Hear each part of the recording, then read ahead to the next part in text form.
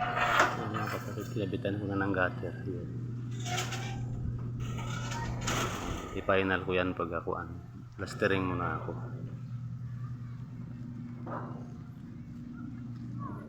Nailagay ko na yung gutter. Pero tinexcure ko na yan ng mga ilang piraso para din na ilipad ng hangin. Tapos ito, plasteringan ko na to yung wall. Yan, papalitadahan ko na to para finish na. Kaya lang kiskisin ko muna yung lumot.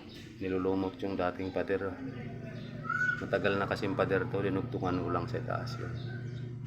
Tapos yun sa kabila. Pinisin ko na yan. Tapos ito, pupluringan ko pa ito. Problema ko, ang daming halaman ito. Tatanggalin ko yan pag itapon na to ng may-ari, dalhin ko to sa bahay, ito mga halaman na to.